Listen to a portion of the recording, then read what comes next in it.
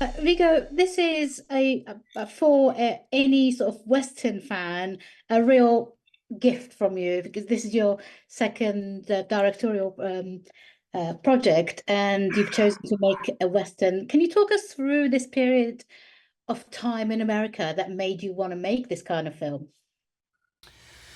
Well, people unfortunately don't progress that much. They don't change that much. We still have wars, we still have discrimination, prejudice, we still have psychological and physical abuse and mistreatment of women, et cetera, et cetera. You know, plus ça change, you know, things stay the same. But I just thought it was having as our central character a woman who was very independent, you know, stubbornly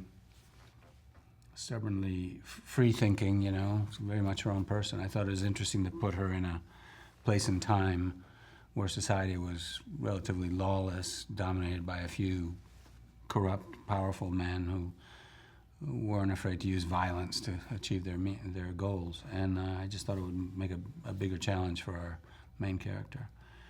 And I like Westerns also, so then we made the most of it, tried to get all the details right, and really enjoyed the process. Yes. Vicky, Vivian is such an extraordinary character. She's someone who is, I mean, as you as an actress, you've been able to work throughout Europe or in America in several languages, like we saw you in Corsage, in complete sort of at ease in French and German and English. Was this like something really exciting for you to get this role, to sort of be able to sort of show what you can do in several languages, in fact? Well, what made me really happy is that it was the first time I've played a character that had an accent. And the accent was actually part of the character and was meant to be there and was even reinforced and was a very important element. It's probably what I worked on most in the whole film, was trying to get the accent right, you know, the Quebecois accent from that time in French, in English. So that made me really happy, like speaking of acting, you know.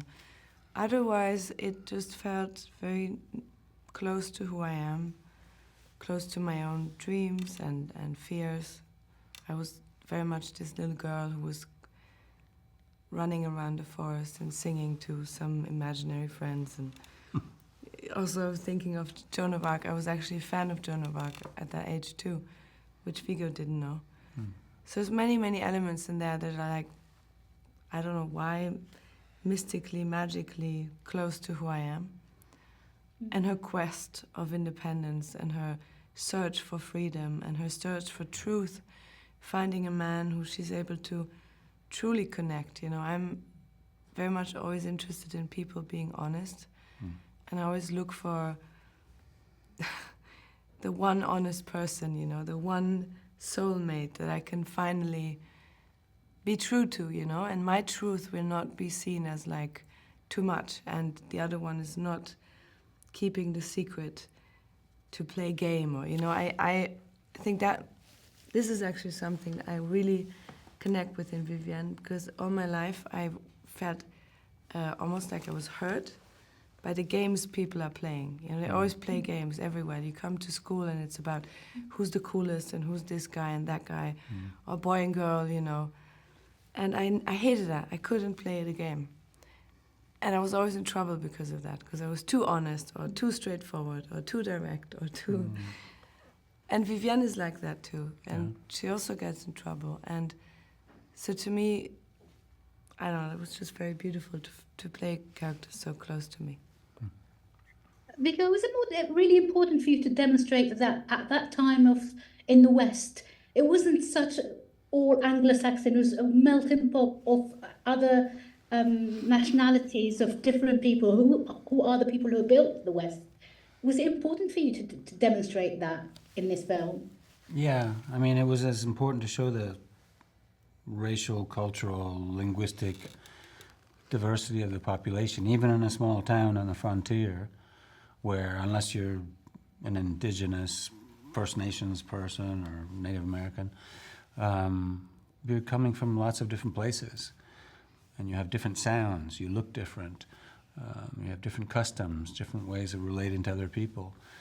And it was important to show that. And you're right.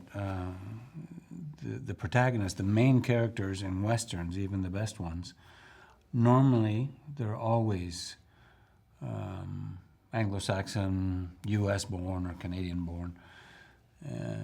Very rarely do you have the leads in a Western not have English as their first language, for example, and that is the case in this story. So yeah, it was important. It was as important as getting the lamps right in the saloon or the dresses or the saddles to get these faces in these languages. Even the architecture reflects that, in this town. When we first arrived there, Carol Spear, who's a genius, the art department, she said, well, there's a lot of Adobe here. I said, it's perfect, because this is the Southwest. 13 years before this story starts, this was Mexico. So all the old buildings, they're Adobe buildings. And the newer ones, the ones that we made, are wood frame, Anglo-Saxon construction. So all those things kind of add to hopefully feeling like it's a accurate slice of history, even though it's a fiction. Ladies and gentlemen, you're watching Hey You Guys! Hey, you guys! Hey, you guys! Hey, that's what they all say. Hey, you guys! Hey, you guys!